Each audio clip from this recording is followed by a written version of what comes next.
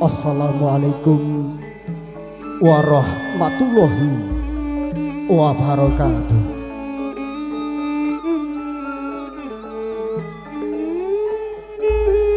Mugi sih wiloso soho berkaing Gusti Kang Maha Kawasa tansah kapatedaken dumateng panjenengan sedaya lan kula marasudi ing reh budaya karana luhuring budaya dadya ukuraning jiwa Jawi. Duh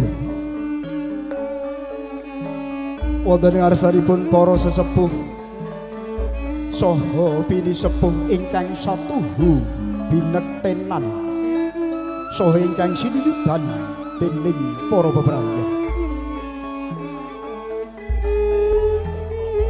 Para tamu kagum miwah putri ingkang pinantu ing pagormatan.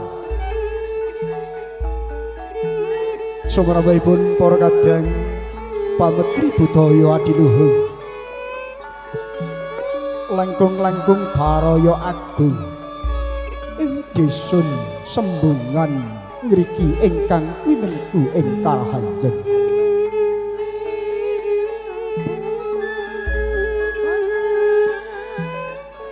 Hamrawakane anggen kala matur langkung rumiyin sumangga tansah kula dherekaken hamanengku puja ngunjukaken sembah puji syukur wonten ngarsa dalem Gusti ingkang Maha Agung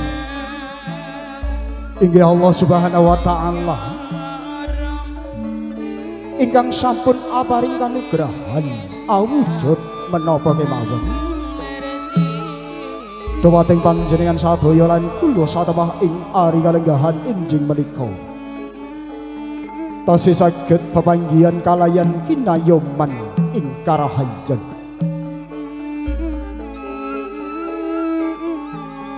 Salam soho sholawat mugi kaaturna dumateng junjungan Nabi Agung Muhammad sallallahu alaihi wasallam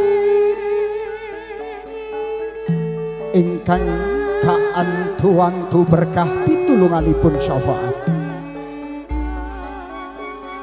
wiwit alam padang dumugi delahan.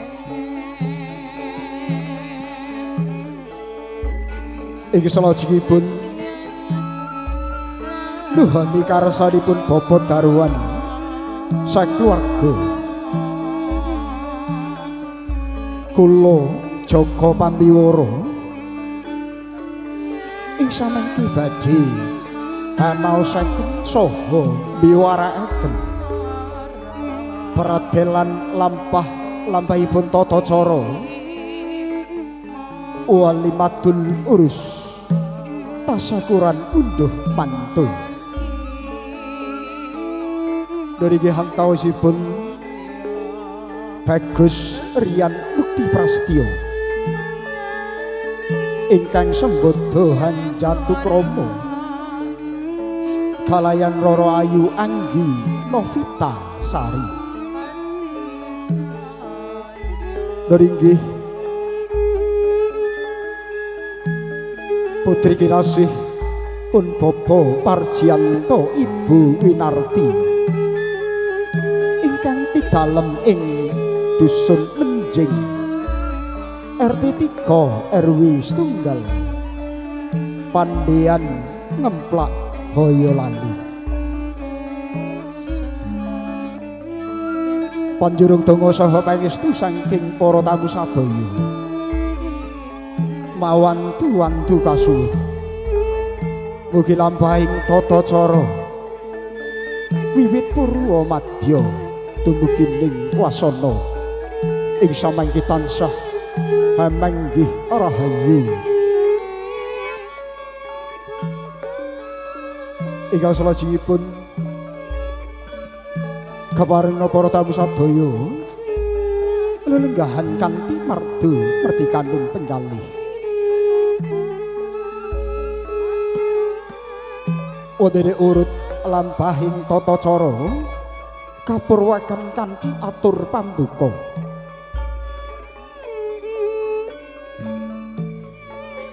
Lha kala jigaken pambayong ing Sekar Adi manca warna ya jaya daru Dewandaru.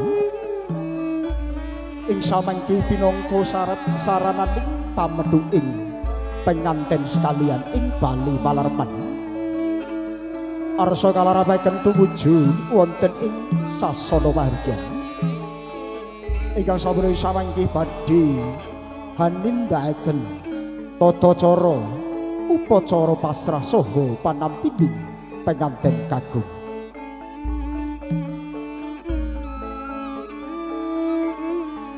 Purna tata cara pasrah saha panampi ing samangke badhe kaadani tata cara adat wisudan tali dharma. Purna tata cara wisudan tali dharma ing samangke badhe kalajengaken tata cara lepas bujang saking kadang-kadang muda-mudi karang taruna makarti. Duli kalajengaken tata cara sungkem pangabektening penganten salimbit dumateng Rama saha Ibu. Duli kalajengan ugi ing samangke atur pambagi harja miwah atur panuwun saking ingkang hamengku gati.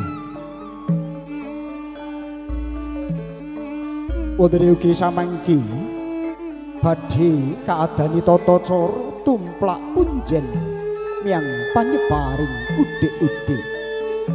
Pinangka pratandha bilih Bapa Darwan Ibu Taryanti hamentas tulus awisuda ingkang pungkasan.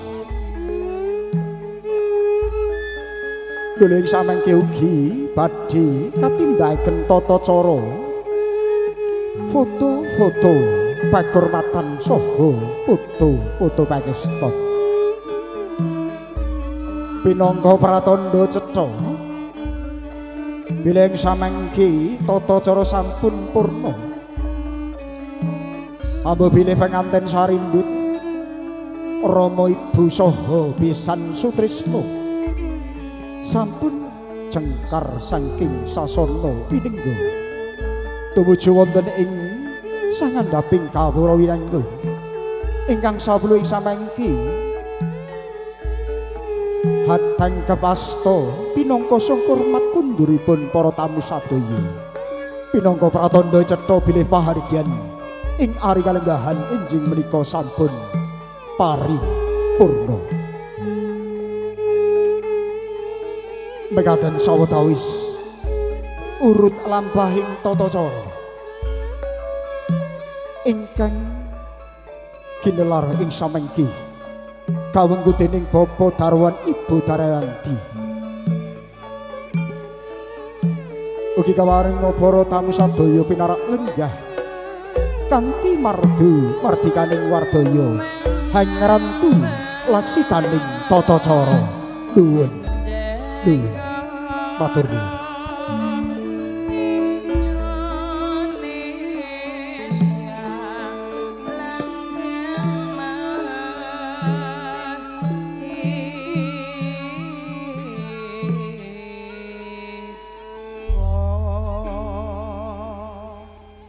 Para tamu sinedahan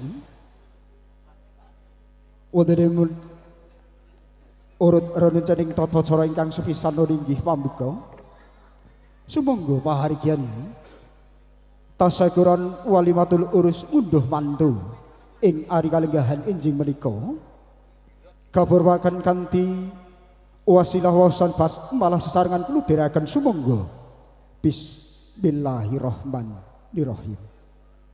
Mugi-mugi kanthi wasilah wasan bas malah kala wau saged hadamel kang saring laksitaning tata cara ing ari kalenggahan enjing menika.